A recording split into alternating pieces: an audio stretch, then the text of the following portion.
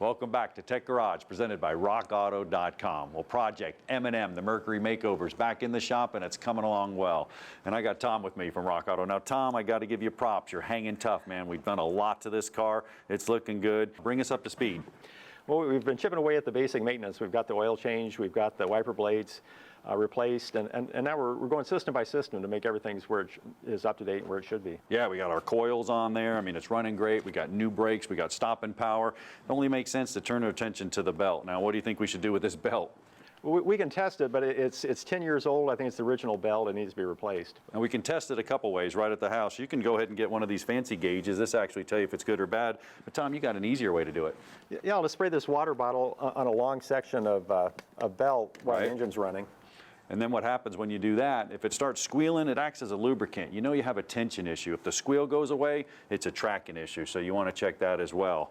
So what we need to do is we'll go ahead and take this belt off and we'll replace it. Tom, you can give me a hand. This is cool too. You know, it's not all about parts. You guys have tools as well. Absolutely, and tension, you think of things wearing out, they get more floppy, but actually on my family's van, I actually had a tensioner seize up. So it was over tight, and you turn on the air conditioner, you get that squealing sound. So that. All right, pop this off, come all the way around. Now another thing you want to do too is before you pull your belt off, you want to make sure you either take a picture of it or you get your routing diagram. Now we got our routing diagram right off the service manual so we can see it. One other thing, we also took our tank off, our radiator tank, just so you can get a better look down here at the system. Now it's truly a system, Tom. We're talking about a system because we're going to replace the actual idler pulley and we're going to replace the tensioner as well because it's an accessory belt drive system. It all works together. You guys carry all these parts as well? We do, and we sell them as a kit, so you don't have to guess what you need. You can get the whole shebang in one fell swoop. Now, belt technology has changed also now. It used to be neoprene belts, and if you squeeze that right there, you can actually see the cracks in that belt, Tom. That's what we would look at. We know this one's shot. That doesn't happen anymore. You don't see any cracks. These things can go for 100, 150, 200,000 miles, and they're no crack because they're EPDM material.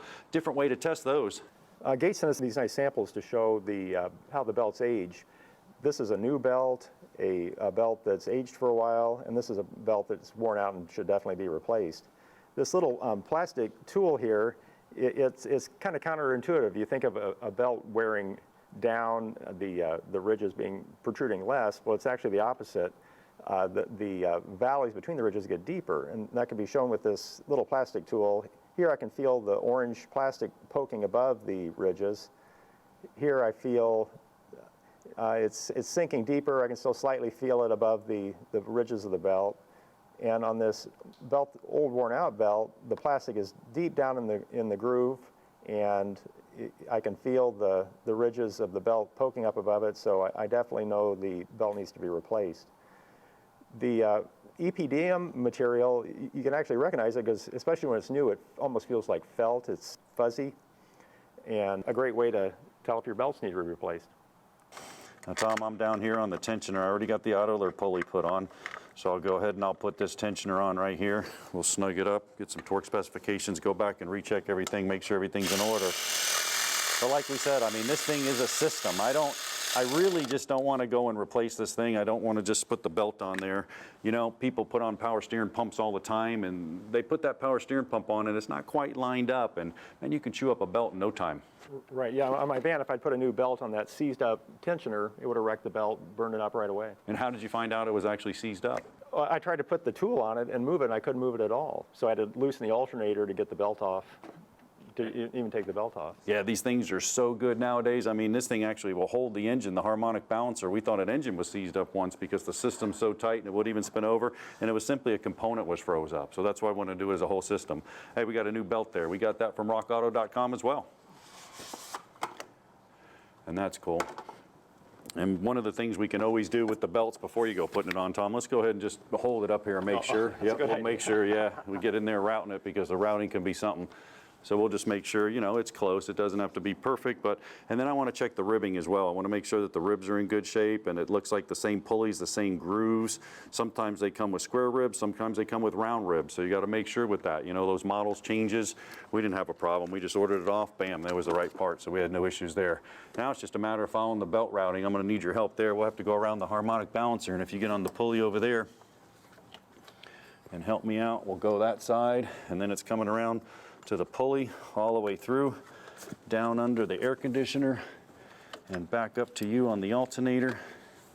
Let's see here, we got that going. Over the top. Yep, over the top of the water pump, so we'll have to get a little more. I'll give you the slack from the water pump.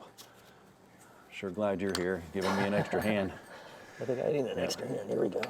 And then you have to be careful with these because we had an option here. We had an option of a smooth pulley or an actual groove pulley. You know, the car came with both options, so you may have to go into there and look and see what's going on. Okay, we got that right there. Now what I'm going to do is I'm just going to grab my socket wrench. I'll go ahead and use this. And I'll just go ahead and put it in here, so you could use either one, as long as we're locked in the right direction. Gives you a little 3/8 drive right here, and I could put it in there, and I'll tip it up to you. And when I tip it up to you, watch your hand there and see if you can get it right over the alternator. Boy, we're going a lot further. That's how much tension we have on that joker. There it is. Look at that, all right? Nice. Perfect. Now all you want to do, you want to go in there, you want to start the car, you want to make sure it's tracking right, you don't have any issues, and then we're good to go. We solved our belt issue. But like you were talking about, that system is so important, not only on actual accessory drive belts, what about timing systems? Yeah, it's a similar arrangement, but it's even more buried in the engine, so you don't have to do all that labor and risk damaging your engine. If some engines, it's interference engine. If the belt breaks, the valves hit the pistons, and you're in big trouble. Yeah, and labor intensive. I mean, we get into the timing system, and that's pretty cool. If you look at this here, I mean, it comes as a whole system, a water pump, a belt, a timing, a bearing, everything's inside of there. That's huge. I mean, it takes me 4 or 5 hours to get to the front of the engine. One drip from this water pump onto that timing belt, that thing jumps a tooth, like you said, catastrophic engine damage. Accessory belt drives, same way. We're driving a water pump, we're driving an alternator. We could have charging problems, and worse, we now drive the water pump, we don't have any coolant, catastrophic engine damage again.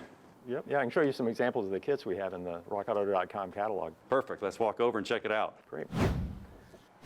Well, you saw how important the accessory belt drive system is and the kit we installed in there.